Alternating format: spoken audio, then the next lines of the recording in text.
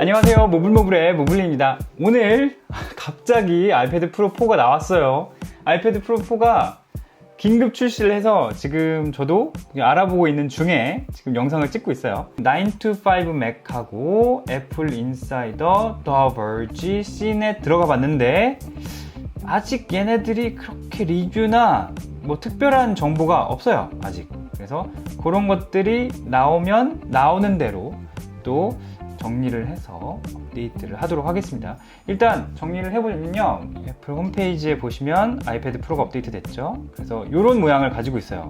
보시면 디자인은 전작과 똑같고요, 아이패드 프로 3와 똑같고, 여기에 키보드 케이스가 되게 다르게 생겼죠. 키보드 케이스에 대한 얘기는 좀 이따가 하고요. 일단 스크린은 바뀐 게 없어요. 스크린 전작과 바뀐 게 거의 없습니다.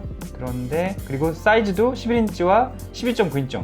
저는 4세대 나오면서 12.9인치형도 11인치와 똑같은 화면 비율로 바뀌지 않을까 이렇게 예상을 했었는데 12.9인치형도 똑같이 화면 비율 똑같이 가요. 그래서 그 부분은 조금 의아하다 생각했고요. 그리고 카메라가 하나 더 추가가 됐습니다. 그래서 요거 지금 보시면은 요 제가 쓰고 있는 아이폰 11하고 똑같이 카메라가 두 개죠. 그리고 초광각 카메라, 일반 광각 카메라 이렇게 두 개로 구성되어 있는데 아이패드 프로도 똑같이 그렇게 구성이 되어 있어요. 그리고 라이더 스캐너, 지난번에 말씀드렸던 TOF 카메라예요. 타임 오브 플라이트. 빛을 쏴서 반사되어 오는 시간을 계산해서 그 3D 센싱을 하는 카메라인 거죠. 그래서 3D 맵을 만들 수 있다, 이런 내용이 들어갔습니다. 원래 애플이 3D 맵 만드는 기술은 굉장히 좋아요. 왜냐하면 페이스 아이디를 만들잖아요. 페이스 아이디, 이것도 다 그 TOF 카메라랑 비슷한 알고리즘으로 만드는 거기 때문에 이런 기술 자체는 있으니까 라이다만 달면 바로바로 할 수 있겠죠. 근데 아직까지 AR을 엄청나게 활용할 만한 앱들이 많이 나오질 않아서 그런 부분은 조금 의아한데 앞으로 많이 만들어 주겠죠. A12Z 바이오닉 칩셋. 자, 원래 애플은 A something이죠. A12, 13, 14 이렇게 나가는데 이번에 A13이 들어갔고 다음에 14이에요. 근데 A12X 칩셋이 전에 들어갔고 A12Z 칩셋이 들어갔어요. 원래 보통은 아이폰 칩셋에 X 붙였거든요. 그러니까 원래대로라면 A13X 칩셋이 되어야 되는데 굳이 이름을 A12Z라고 지었어요. 여기서 이제 제 뇌피셜은 A12 칩셋하고 CPU 코어랑 이런 부분은 다 비슷하다. A12를 기반으로 했다. 그런데 그래픽 코어를 늘리고 뉴럴 엔진을 추가한 정도로 만들지 않았는가. 원래 A12가 옥타 코어 디자인으로 만들어져 있어요. 그래서 저전력 4코어, 고성능 4코어 이렇게 4로 구성되어 있는데 제 생각에는 CPU 코어 개수는 똑같을 것 같고요. 대신에 향상된 열관리 디자인이라는 말이 나오는데, 그래서 성능 지속 시간이 길어졌다라고 해석을 하면 이게 무슨 말인가 이상하잖아요. 보통 모바일 프로세서들 같은 경우에는 전력 관리를 굉장히 빡세게 하는 편이에요. 그래서 전력을 쭉 올렸다가 바로 내립니다. 전력을 한번 빵 주고 바로 내려요. PC 프로세서들 같은 경우에는 전력을 한번 쭉 주면 그 전력을 쭉 유지를 해줘요. 그래서 최대한 전력을 쓰면서 성능을 내도록 하는데 모바일 프로세서는 그게 안 되니까 열을 많이 받으면 안 되잖아요. 이 전력을 피크로 올린 다음에 유지하는 시간이 길어졌다라고 생각할 수 있죠. 매직 키보드가 할 말이 제일 많아요. 왜냐하면 사용자 경험을 가장 많이 바꿔줄 수 있는 부분이 매직 키보드이기 때문에, 매직 키보드에서 가장 중요한 부분이 지금 여기 이 부분이 떠 있죠.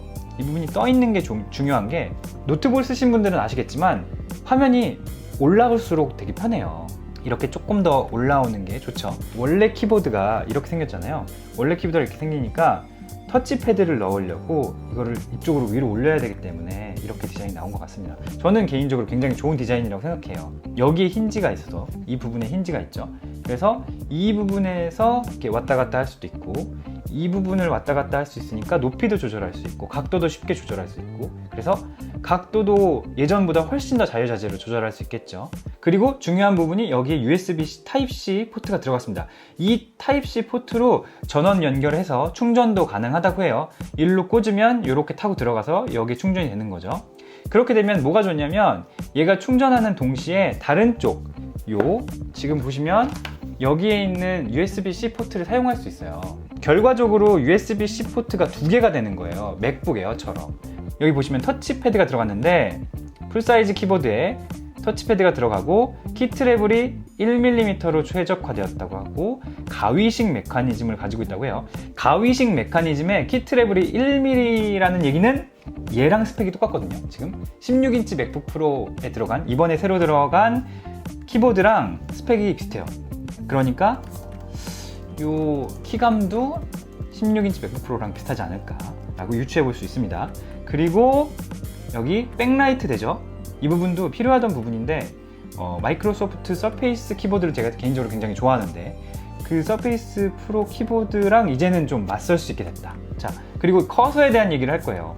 지난번 아이패드 OS 업데이트에서 커서가 추가됐죠. 마우스 사용이 추가가 됐습니다. 그런데 지금까지 마우스 사용은 마우스가 명목상 존재하긴 하지만 쉽게 쓸 수는 없다.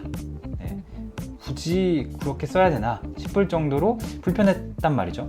그런데 이번에 루머에서 어떤 내용이 나왔었냐면 트랙패드를 조작할 때만 커서가 나오고 트랙패드에서 손을 뗀 후에 좀 있으면은 이제 커서가 없어지는 거예요. 터치랑 트랙패드랑 왔다 갔다 하면서 사용하는데 아주 매끄럽게 되는 거죠. 여기에 추가로 오늘 발표된 부분은 이 커서의 생김새가 내가 어떤 걸 사용하느냐에 따라서 바뀐다고 해요. 네, 그래서 이제는 아이패드로 세밀한 것들도 다룰 수 있게 되었다라고 생각할 수 있습니다. 그런데 이게 문제가 뭐냐면 짐작하시는 분들은 짐작하시겠지만 매직 키보드, 요거 가격이 얼마일까 궁금하시죠? 자, 그래서 매직 키보드 가격이 외국에 나왔는데 11인치형 같은 경우에는 299불부터 시작하고요. 그 다음에 12.9인치형 같은 경우에는 349불부터 시작을 합니다. 그래서 제가 계산을 해보면, 자, 이제 계산기를 꺼냈어요. 자, 보수적으로 좀 계산을 해볼게요. 300불이니까 11인치 같은 경우 299불이니까 300불이죠. 그러면은 부가세까지 우리나라에 들어오면 부가세가 생기니까 330불이 되죠. 그리고 여기다가 환율이 1200 오늘 45원쯤 하는데 약간 보수적으로 1300원을 곱해 보겠습니다. 300 하면 42만 9천 원이 나와요. 자, 애플 코리아가 어떻게 가격을 책정할지 모르겠지만 42만 9천 원이라는 쉽지 않은데? 너무 강력한데? 자, 아무튼 그런데 12.9인치는 349불이죠. 그럼 여기에 10% 추가되니까 더하기 35불 그냥 할게요. 여기다가 1,300원 곱하면 49만 9천 원. 자, 예상 가격 50만 원입니다. 와, 가격 진짜 이거 실화냐? 네. 거의 이거는 약간 나의 믿음을 시험하는 그래서 매직 키보드가 정말 마법같이 비싸네요. 하지만 저라면 아마 저는 사지 않을까 싶어요. 왜냐하면 지금 3세대에도 호환이 되기 때문에 이거는 살만하지 않나. 꼭 써보고 싶거든요. USB-C 포트 지원되고 백라이트 있고 가위식 메커니즘의 분리된 키보드를 가지고 있고 1mm 키 트래블을 가지고 있으니까 키감도 좋을 거고 터치패드도 엄청 잘 지원하는데 개비싸다, 이런 결론이 나올 수 있습니다. 기대는 되는데 가격. 아무튼 네, 오늘 여기까지 갑자기 나온 아이패드 프로 4세대 정리를 해봤어요. 제가 말한 것 중에 그렇게 뭐 새로운 거나 다 확인하실 수 있는 내용들이에요. 그런데 제가 가지고 있는 지금까지 아이패드를 써온 경험을 가지고 거기에 기초를 해서 말씀을 드린 거고요. 저라면, 개인적으로 마지막으로 저라면 저의 의견은 원래 아이패드 3세대를 쓰던 사람들은 굳이 살 느낌은 안 들겠다, 이런 생각이 들어요. 근데 키보드는 살 것 같다, 키보드는 정말 혁신적이다, 이런 생각이 듭니다. 그래서 키보드는 5월에 출시 예정이라고 하는데 나오면 최대한 빨리 입수해서 리뷰하도록 할게요. 영상은 여기까지고요. 혹시라도 궁금한 점이 있으시면 남겨주시면 제가 다음 영상 만들 때 같이 보충해서 만들어 볼 수 있도록 하겠습니다. 계속 내용이 업데이트 될 거예요. 이제 해외 사이트들이나 해외 유튜버들이 뭐 출시된 거 또는 출시되기 전에 샘플들을 가지고 리뷰를 할 거기 때문에 새로운 소식들 그리고 뭐 벤치마크, 성능 벤치마크 같은 것도 이제 뜰 거기 때문에 나오면은 정리를 해서 다시 영상을 만들도록 하겠습니다. 오늘 영상은 여기까지고요. 끝!